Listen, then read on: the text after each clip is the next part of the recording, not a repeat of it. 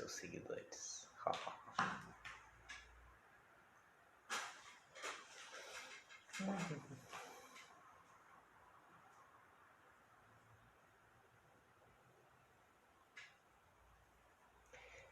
Bom, então, enquanto o pessoal vai chegando, boa tarde, já passamos do meio-dia, então já é boa tarde. Sejam bem-vindos à nossa live de hoje. Hoje um dia especial, porque está ensolarado depois de muito tempo de chuva. E hoje é o dia das perguntas e respostas. Ou melhor, hoje é o dia, terça-feira, já vão se acostumando, é o dia das respostas. Boa tarde, quem está chegando. É o dia das respostas para as perguntas que vocês enviam. E isso é muito, muito legal para nós podermos até ir focando, né, nos conteúdos que são mais interessantes para o nosso público. Então é muito importante nós termos esse retorno, né, esse feedback. Portanto, somos muito gratos para os que têm enviado as perguntas. Continuem enviando, não tenham medo de encher o feed lá de perguntas, nem o direct, nem os stories, etc. Tá? Podem enviar por todas as vias as vossas perguntas. E para começar, então, indo direto ao ponto, primeira pergunta sobre: tenho um filho de 5 anos. É recomendável fazer o seu mapa para auxiliar na educação? Bom, esta é uma pergunta que a gente tem gosto em responder. Por quê? Vamos primeiro responder, depois vamos comentar. Na verdade, isso já foi algo bastante comum, né, na antiguidade. Em várias épocas mais cultas da história, se tinha o costume de conhecer a linguagem astrológica para auxiliar na educação das crianças. Por quê? Quem conhece a linguagem astrológica vai achar meio óbvio, né, que quando se entende melhor a personalidade daquele ser humano que se optou por dar vida, dar existência, se tem melhores condições de proceder à educação do mesmo. Então pode parecer quase óbvio, mas hoje o óbvio nada mais é do que aquilo que precisamos explicar mais vezes, né? Então, sim, é muito bom a gente conhecer linguagem astrológica para compreender os detalhes, os meandros da personalidade dos nossos filhos. Então, quem tem filhos ou quem pensa ter filhos, considere seriamente aprender essa linguagem como um adicional importantíssimo para a educação. Porque quanto melhor nós entendermos o material do qual é feito o nosso filho, melhor conseguiremos conduzir a sua educação, a sua formação. Lembrando que a infância é um período importantíssimo, que a formação do ser humano na infância se procede muito rápido e muito, muito intensamente. Então não há tempo a perder. Quanto mais rápido nós entendermos com quem estamos lidando, melhor poderemos ajudar essa pessoa que está iniciando a sua história de vida, sob os nossos cuidados. Então, tá aqui a conexão, né? Então, se é importante... O microfone, né? É verdade, tá. Bom, vou falar um pouco mais perto aqui, pelas dúvidas. Tomara que quem está aí está escutando bem, só quem já está aí presente, por gentileza, se puder só dar um ok, se o áudio está chegando adequadamente, agradecemos. Esse vai ser o nosso teste de áudio de hoje. Se alguém puder dar um ok, se está ouvindo bem, agradeço. Obrigado. Bom, então, o que acontece? Nessa primeira pergunta ainda. Sim? Obrigado. Tá.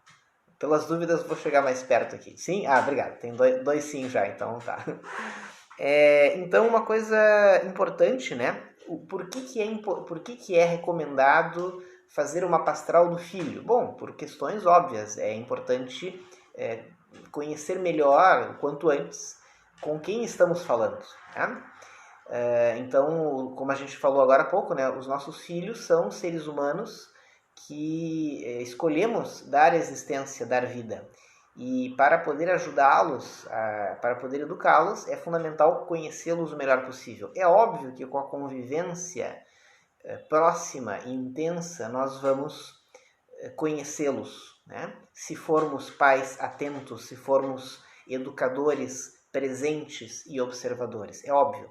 Agora, a ferramenta astrológica do mapa astral é uma ferramenta poderosíssima, porque oferece muitos pontos de vista, ângulos, prós e contras, oferece uma série de detalhes acerca da personalidade, do comportamento humano, baseado na leitura desse material do qual somos feitos, que é ímpar.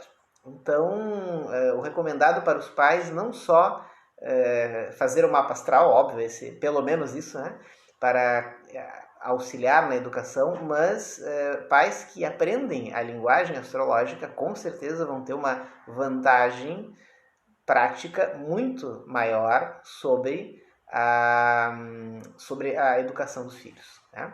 Então é altamente recomendável, porque todo educador, na verdade, quem é professor de qualquer coisa, mas que é professor e que tem contato com crianças, que tem contato com jovens, né? Vale o mesmo. Nós, entendendo a linguagem astrológica, nós conseguimos conduzir melhor as pessoas, conseguimos conduzir melhor o processo de formação delas, né? Conseguimos conduzir melhor aquilo de melhor que temos a oferecer para elas.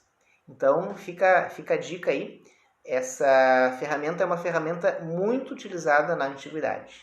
Então, por muitos séculos, era quase mandatório, né? As famílias, depois de alguns dias ou semanas de vida, fazer o mapa das crianças, né? Da comunidade, do grupo familiar, para poder, desde logo, lidar melhor com esses seres humanos iniciantes no mundo. Bom, vou aproveitar, pessoal, para lembrar que semana que vem é Dia da Criança e nós faremos um especial aqui no nosso canal astrológico. Faremos um especial. Teremos 2 lives semana que vem sobre as crianças de cada signo, sobre a educação das crianças do ponto de vista da astrologia. Por isso que hoje foi a primeira pergunta a ser respondida, porque vai ao encontro do nosso plano para a semana que vem, como semana em que todos estão focados nas crianças, né? Nós difundirmos um pouco mais esse conhecimento astrológico direcionado à educação.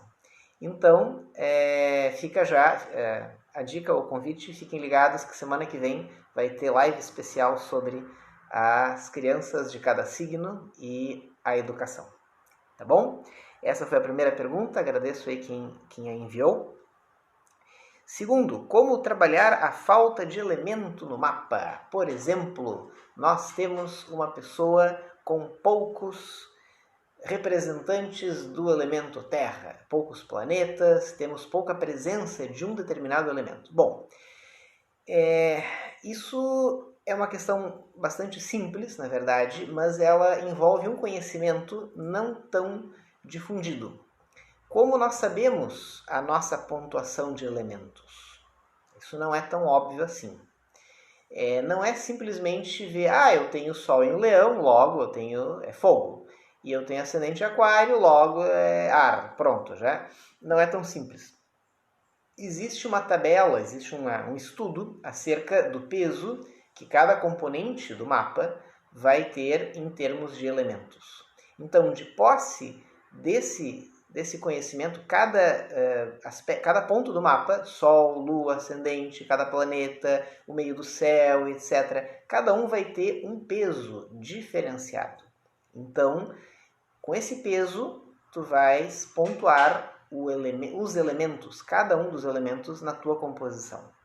Então, se tu tens esse conhecimento, que vamos tratar disso em algum dos nossos próximos encontros, se tu tens esse conhecimento, tu vais ter uma leitura mais clara do elemento predominante e do elemento que falta. Então, não é tão óbvio assim, bom, se a pessoa não tem nada de um elemento, bom, aquele elemento deve preocupá-la, né? Porque vão ser aspectos da vida que precisam ser trabalhados na evolução dessa pessoa nessa vida. Então isso é o que temos de evidente, né? O que nos falta é o que devemos buscar, porque a natureza se apoia o seu funcionamento sobre o equilíbrio. Então a busca do equilíbrio, da harmonia entre os opostos, entre os extremos, é um dos sentidos clássicos para a vida. Por essa razão, tudo aquilo que temos de extrema falta, ausência total, deve ser buscado para nos completar. Da mesma maneira como tudo aquilo que temos em excesso vai ter alguns prós, mas vai ter vários contra. Ou seja, seria interessante buscarmos entender esses excessos para regulá-los, para moderá-los e assim também chegar, por outra via, ao mesmo equilíbrio desejado. Ok? Então, dentro disso, como trabalhar essa falta de elementos, né, no nosso mapa? Primeiro, entendendo o que esse elemento representa. Eu vou deixar... Tem uma outra pergunta muito legal que enviaram, mas ela exige uma resposta um pouco mais complexa, que é sobre o significado dos elementos segundo diferentes chaves. Nós temos a chave astrológica, que é a que nós utilizamos, e temos outra chave, que eu vou ter que tratar em outro momento, porque vai precisar mais explicações. Mas, na chave astrológica, o elemento terra representa a nossa relação com a matéria, a relação com as regras, a relação com a ordem, com a disciplina, com a continuidade, com a manutenção das coisas. E isso é o que é o elemento terra, né? A relação com o corpo, a relação com a realização efetiva das coisas. O elemento água, na chave astrológica, estou frisando porque tem outras, né? Outras chaves possíveis e igualmente válidas.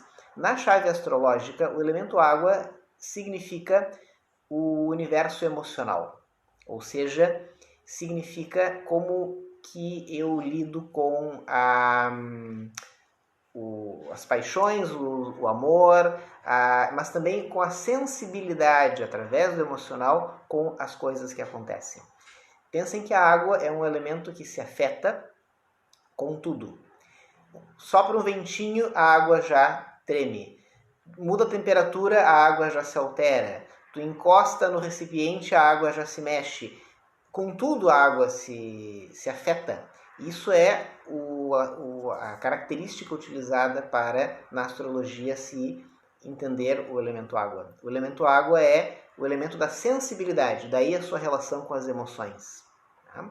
As emoções são o nosso sentimento do mundo.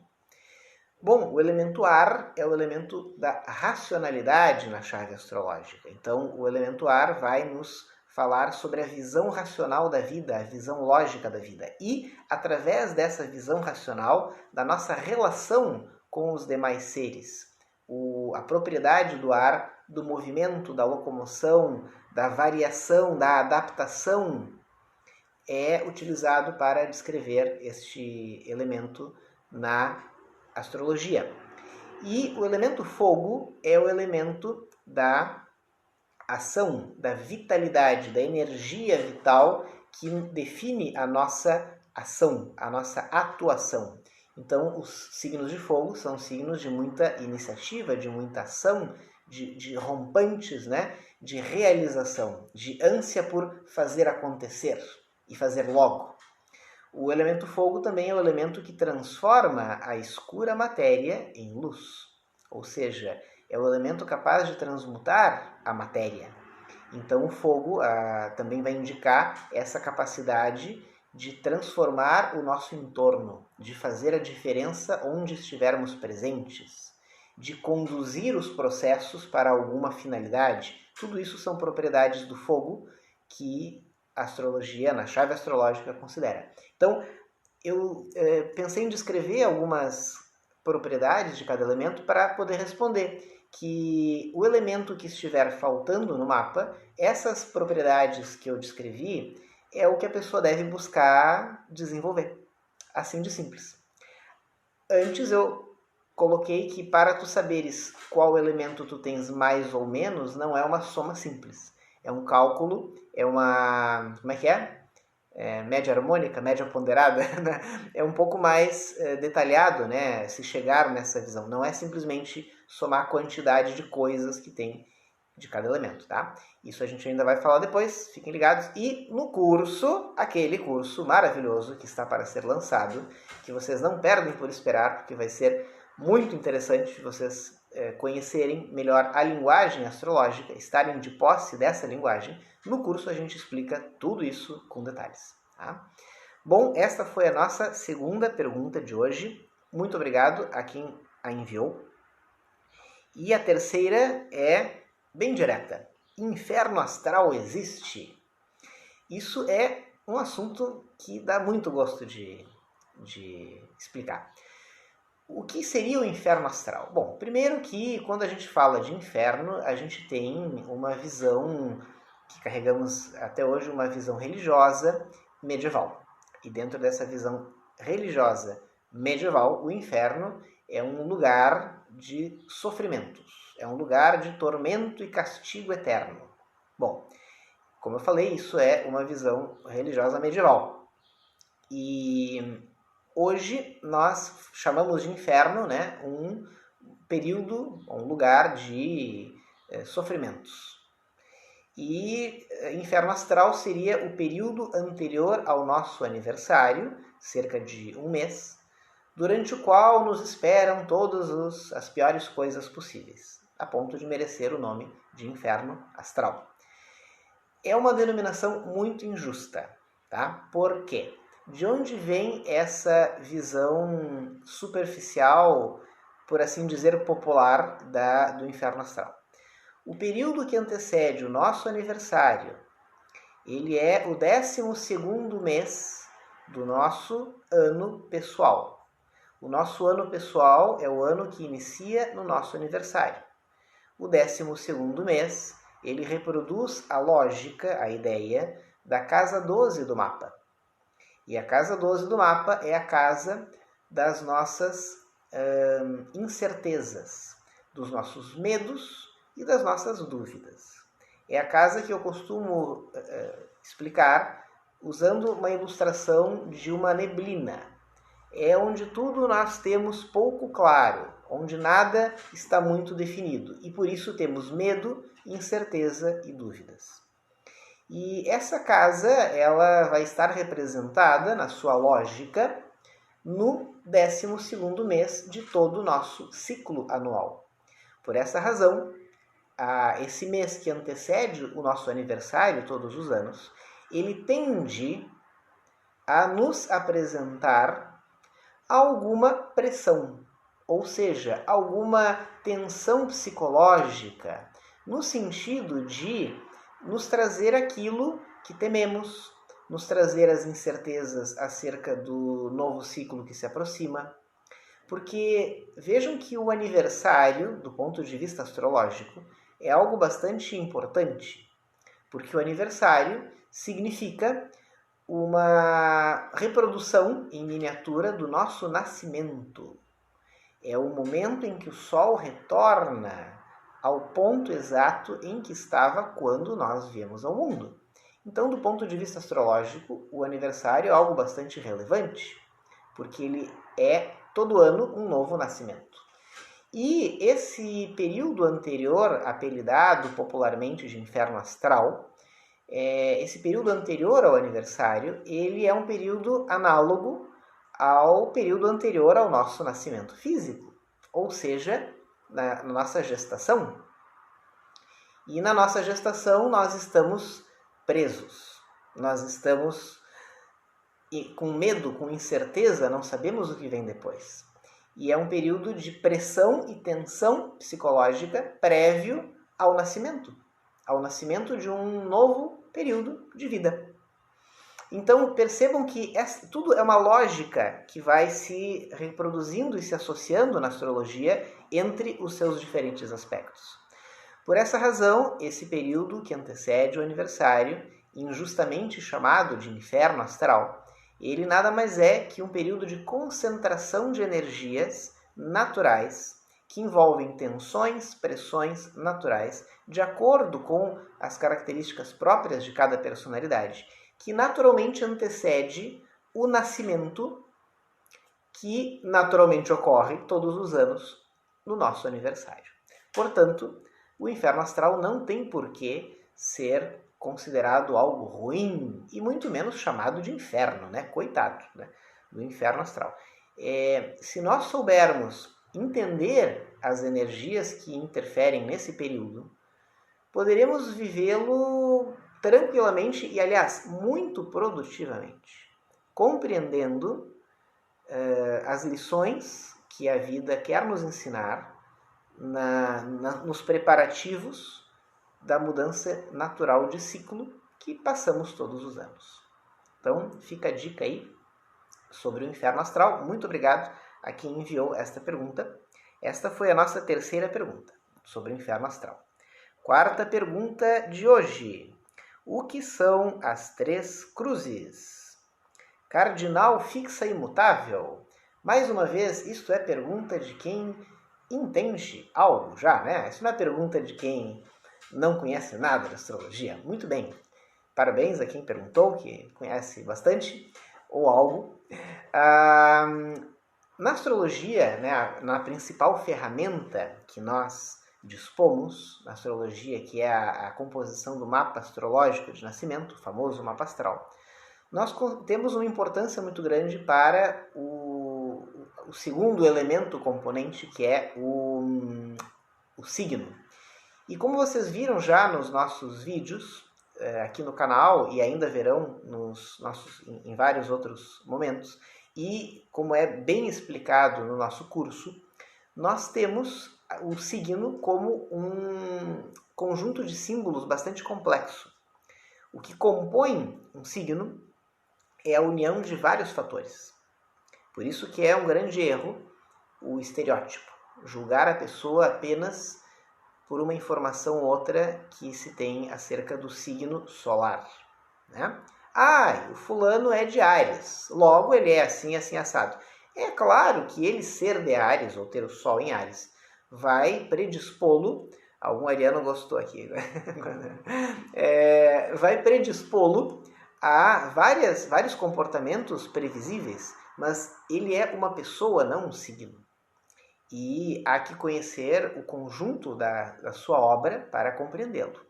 Então, por essa razão, o signo ele encerra um grande número de informações, um grande número de fatores.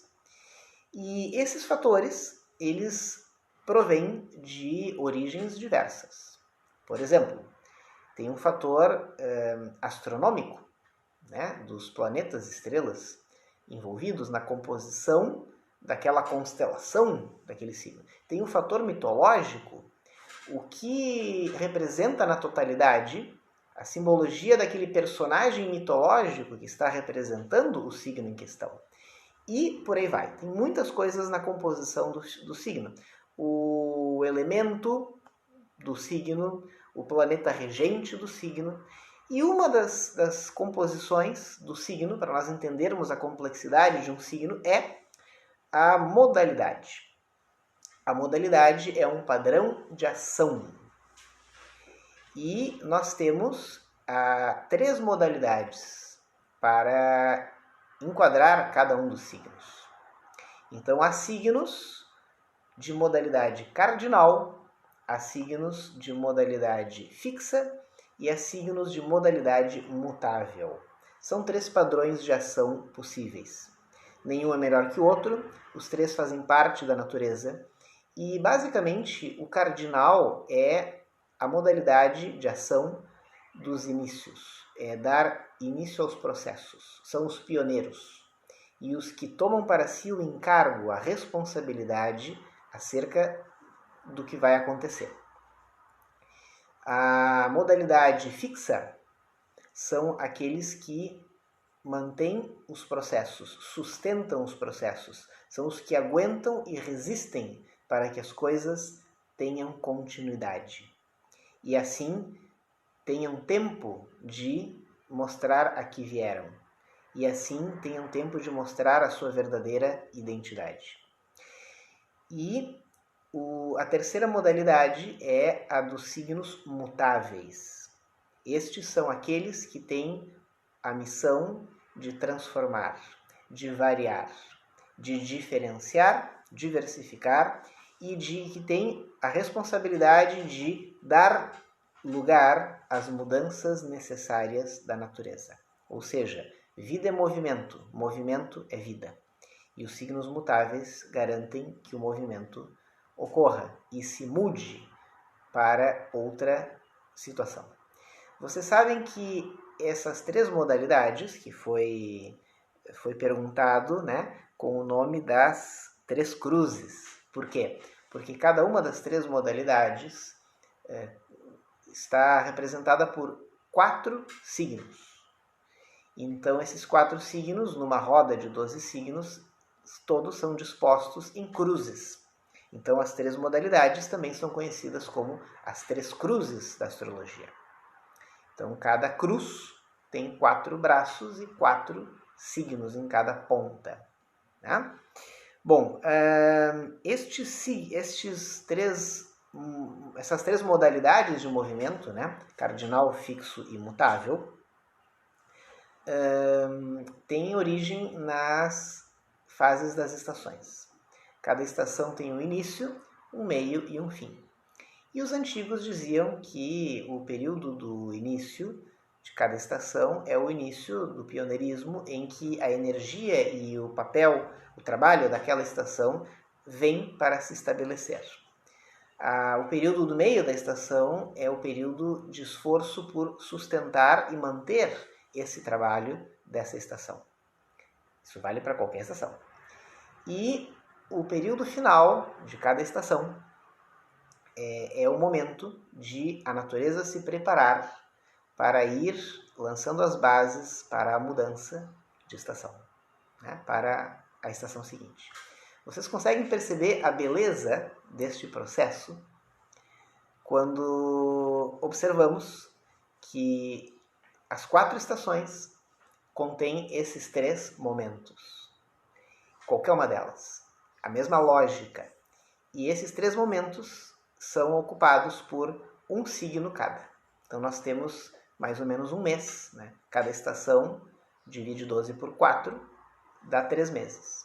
Então cada estação, 3 meses, tem um signo cardinal no seu início, um signo fixo no seu meio e um signo mutável no seu fim. Tá? Não poderia deixar de terminar essa parte mencionando, vocês devem estar curiosos, né? Quais são quais? Né? Os signos cardinais são Áries, Câncer, Libra e Capricórnio. São os primeiros signos de cada estação. Sendo que Áries é o cardinal de fogo, Câncer é o cardinal de água, Libra é o cardinal de ar e Capricórnio o cardinal de terra. Depois os signos fixos são Touro, Leão, Escorpião e Aquário. Touro é o fixo de terra, Leão é o fixo de fogo, Escorpião é o fixo de água e Aquário o fixo de ar. E, por último, os signos mutáveis são Gêmeos, Virgem, Sagitário e Peixes. Então, Gêmeos é o mutável de ar, Virgem é o mutável de terra, Sagitário é o mutável de fogo e Peixes é o mutável de água. Tá? Obrigado a quem perguntou. Mini aulinha aí de signos e elementos. Tá? Venham nas lives, sempre rola coisa legal, tá? Não percam. Toda terça-feira, respostas para as perguntas fantásticas que vocês mandam. Tá? Bom, essa foi a nossa 4ª pergunta de hoje. Vamos para a 5ª pergunta. Como posso entender a diferença entre o Marte e o ascendente e a Lua e Vênus, considerando que Marte e o ascendente têm relação com a ação e Lua e Vênus com a emoção? Excelente pergunta também de quem já estuda algo. Bom, Em primeiro lugar, no mapa astrológico de nascimento, os planetas representam partes da nossa personalidade. Portanto, o planeta Marte não vai ser reduzido ao significado de ação. Não, o planeta Marte é um conjunto de fatores da nossa personalidade. Entre eles, a iniciativa, a coragem, a nossa capacidade de realizar as coisas e de utilizar a nossa vitalidade. O Marte tem muito a ver com a vitalidade. Quando eu falo coragem, como é que está a coragem da pessoa? Se está mais acentuada, se está mais escondida, se está ausente, né? Mas como é que está a coragem do sujeito, né? Isso é indicado pela posição de Marte, pelo signo em que Marte está e pela casa astrológica onde Marte habita. E pelos aspectos que Marte descreve com os demais planetas. Mas Marte é a expressão da vitalidade, é a expressão da energia, da força de vontade da pessoa. E isso, como consequência, vai ser algo de ação, mas não se resume à ação. A pergunta é cabível porque se compara isso com o ascendente. E o ascendente é outra coisa. O ascendente é o ponto no horizonte leste, onde o sol se ergue todas as manhãs. E nesse ponto, quando nós nascemos, está nascendo algo, que é algo que me representa. Então, esse algo que está se erguendo no horizonte leste quando eu nasço, me representa porque está nascendo no momento em que eu estou nascendo. Então isso vai indicar como que eu me mostro ao mundo, como que eu me permito ser visto. E normalmente essa permissão de ser visto, né, vai se dar através da minha ação. Tá? Então daí a relação do ascendente com a forma de agir, o jeito de agir. Então também é outro aspecto do mapa astral que não é sinônimo de ação. Então, acho que aqui ficou claro nessa explicação a diferença entre a posição de Marte e a posição e o signo ascendente. Tá? Bom, a mesma pergunta foi feita em relação a Lua e Vênus. Bom, estes são dois planetas, né? Considerando que, obviamente, a Lua não é um planeta, mas ela é considerada, interpretada na mesma categoria que os demais planetas. A Lua indica o nosso emocional no seu aspecto mais básico. É o astral mais raiz. É aquilo que a gente não elabora muito, né? Que vem ao natural. É uma expressão espontânea. E que indica elementos mais fisiológicos do nosso comportamento. A nossa relação com o corpo, com a saúde, a alimentação, com os gostos. A nossa relação com a estabilidade, a segurança emocional. E Vênus é um outro aspecto do emocional também. Mas é outra coisa, é complementar a esse primeiro. Vênus indica o nosso afeto mais elaborado. É a minha relação com o amor, com o enamoramento, com o que eu me atraio, o que eu me encanto com as pessoas e com a vida e com as coisas. E da mesma forma, Vênus é a deusa do amor e da beleza. A minha relação com a estética, a minha relação com as aparências, o quanto que eu me cuido, o quanto que eu me preparo para as coisas, o quanto que eu me arrumo e o quanto que eu cuido do que está sendo visto a meu respeito. E Vênus também indica outro aspecto fundamental, que é a minha relação social, como eu escolho estar posicionado no meio social, no meio dos outros. Então, vejam que são dois elementos do universo emocional, mas diferentes, né? Complementares, mas diferentes. São os dois astros, ou dois planetas, que a gente estuda quando quer entender o universo psíquico, emocional como um todo da pessoa. E também são os dois astros ligados ao feminino, né? A Lua e Vênus são os dois planetas que a gente analisa para ver como está expressa a feminilidade, tanto no homem quanto na mulher, né? Então, tanto o homem quanto a mulher podem ter esses elementos do feminino mais ou menos bem posicionados. E aí isso vai ser uma ligação mais ou menos harmônica com esses aspectos. Tá?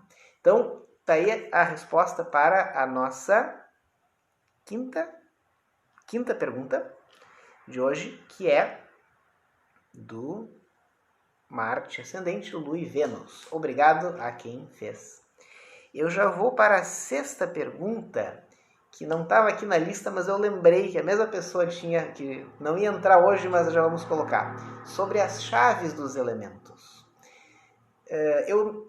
Respondendo a segunda pergunta, isso.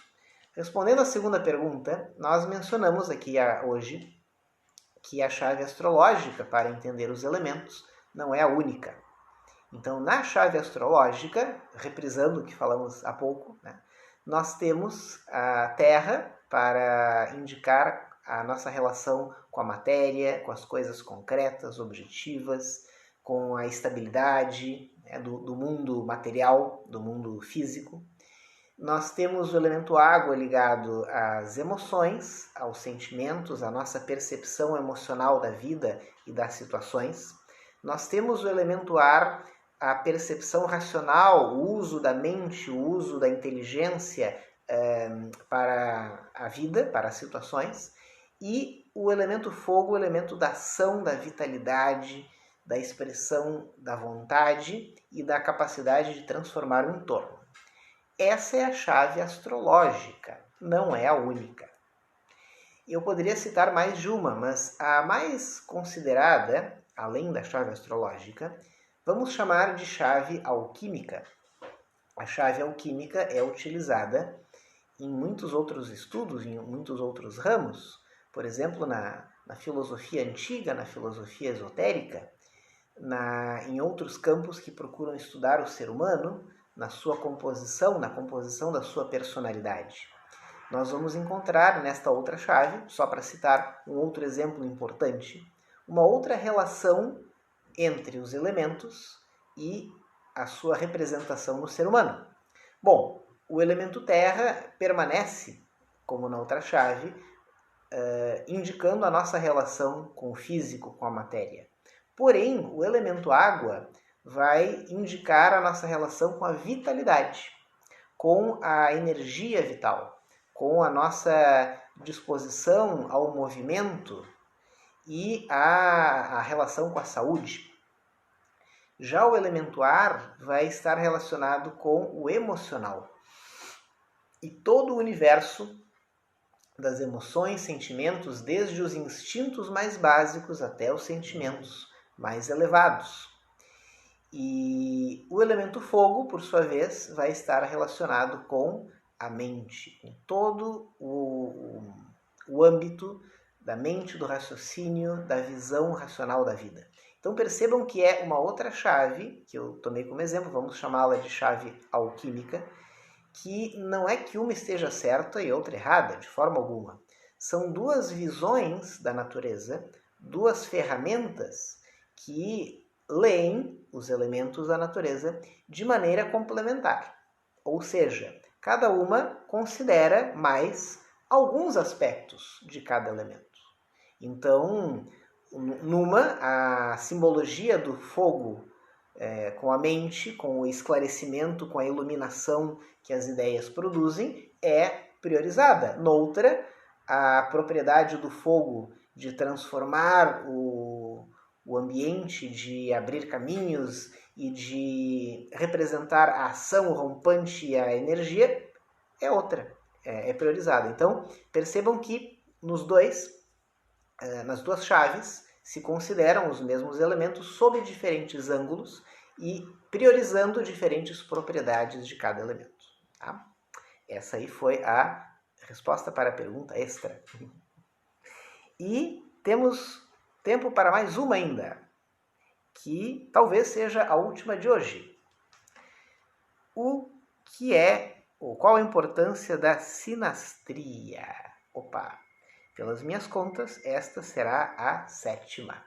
Então, como 7 é um número muito importante, vamos ficar hoje com essa 7, tá? Tem mais, tá na fila. Agradeço muito aos que enviaram, continuem enviando. Enviar perguntas para nós ajuda a termos sempre um conteúdo fresquinho, um conteúdo renovado, naturalmente, com os interesses predominantes de vocês. Tá? Bom, pessoal, a sinastria. Tem gente que acha que sinastria é fazer mapa de casal para ver se vai dar certo. Tá? Não é isso, tá? Lamento informar aí, mas eu já passei no meu trabalho por essa situação, uma situação delicada, porque muitos casais vinham, né, para pedir, para fazer sinastria, para que eu dissesse que ia dar certo, quando eles já não estavam dando, né? Então, não é bem assim, né? O mapa, não, a sinastria não vai dizer que o casal vai dar certo, né? Ou não vai fazer que dê, tá? Os seres humanos são livres, né? São dotados de livre-arbítrio, e parte dos desafios que todo ser humano tem é tomar boas decisões e responsabilizar-se pelas suas decisões. Então, uma coisa que eu aprendi na vida é que todo relacionamento se constrói. Todo relacionamento pode dar certo se as pessoas envolvidas estiverem maduramente dispostas a isso. Né? Então, ninguém chega pronto na nossa vida. Então, a gente não pode esperar que as pessoas sejam como a gente quer. As pessoas são como elas são e cabe a nós aprender a lidar com isso. E cabe a elas aprender a lidar conosco, porque a gente também não é fácil. Né? Ai, as pessoas são muito chatas, mas eu não. Né? Então, o que acontece? Tendo isso em vista, né, nós vamos considerar então na sinastria uma análise conjugada de dois mapas. Vamos supor que sejam de duas pessoas que formam um casal. Bom, então esse mapa conjugado dos casais, do casal, vai fazer o quê? Vai analisar quais pontos naturalmente aquelas duas personalidades apresentam naturalmente em harmonia. E vai apresentar quais os pontos que aqueles dois seres humanos naturalmente apresentam em dificuldade. E baseado nisso, nós vamos poder direcionar melhor a nossa ação, tomar cuidado com certos aspectos da personalidade nossa e respeitar a personalidade do outro, sabendo que há pontos claros de atrito e pontos claros de apoio. Então, isso torna mais lúcido o nosso esforço de convivência e melhores as possibilidades de podermos chegar a uma boa relação. Porém, não faz milagre, né? Ou seja, não é a simples informação de que eu tenho defeitos que vai corrigi-los, e nem a simples informação de que o outro tem defeitos, que então, tá vendo? Agora, então, a sinastria é algo delicado, porque ela, obviamente, eu estou pegando um exemplo específico, que é a análise conjunta de dois mapas, de duas pessoas que formam um casal. Isso ajuda a relação? Ajuda, se os dois já estiverem predispostos em se ajudarem, em todos os aspectos. Então, vai fornecer ferramentas importantes. Mas se não há uma maturidade para lidar com os aspectos da personalidade, não tem sinastria que resolva. Né? Até a gente no meio astrológico brinca, né? Isso salva casamentos, né? Olha, várias coisas salvam casamentos, né? Mas todas têm que ser conscientes e voluntárias. Né? Então, se houver isso, talvez uma sinastria seja um complemento válido. Mas, para fechar esse ponto, é importante ressaltar que a sinastria ela não é só para casais. Nós podemos fazer uma análise sinástrica, buscar os pontos sinástricos, harmônicos e desarmônicos, de quaisquer dois mapas. Por exemplo, duas pessoas que decidem trabalhar juntas, duas pessoas que, têm qualquer tipo de outra relação, para ver se vai dar certo. Não, vai dar certo se as duas se determinarem de coração a isso, mas vai fornecer informações valiosas para colaborar. Então, quaisquer duas pessoas e também quaisquer dois mapas, ou seja, tu podes fazer uma análise sinástrica de tu com a tua empresa, por exemplo, de tu com os teus filhos e etc. E com quaisquer pessoas com quem tu tenhas algum relacionamento e que tu queiras direcionar ou ter mais informações para melhor conduzir aquele relacionamento. Então é disso que se trata a sinastria. Tá? E é um estudo fascinante, né? Recomendo. Isso está mencionado, né? Não é o foco do nosso curso, mas vai estar lá também para todos conhecerem. E em algum momento a gente vai fazer algum trabalho específico sobre isso, porque é uma ferramenta muito valiosa, tá? Se conduzida como a gente explicou aqui, tá? Bom, essas eram as perguntas de hoje. O resto vai ficar para a próxima, tá? Agradeço muito. Não fiquem tristes se a sua pergunta não coube aqui agora. Vai caber para a próxima. Continue enviando. Continue ajudando aqui o nosso trabalho a se desenvolver com sempre conteúdo fresquinho e renovado. Agradeço a presença de todos, os que estiveram aí por um tempo e os que ainda estão. E lembrando que este vídeo sempre vai depois para as demais mídias sociais, né? Vai para, além do Insta, vai para o Face, para o YouTube. E nós vamos em breve fazer o lançamento do curso, tá? Que é o curso que já vem ocorrendo há muitos anos, né? E agora está assumindo um formato adaptado aos novos tempos, né? Então, mais informações, acompanhe aqui conosco a nossa programação, que passaremos mais informações em breve. Tá?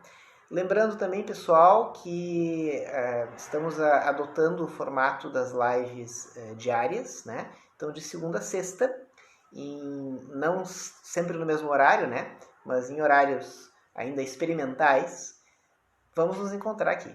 Tá? Sempre podem esperar cada dia um conteúdo interessante para quem tiver interesse nessa maravilhosa linguagem da natureza que é a astrologia. Tá bom? Amanhã, quarta-feira, é o dia da live dos signos dos elementos.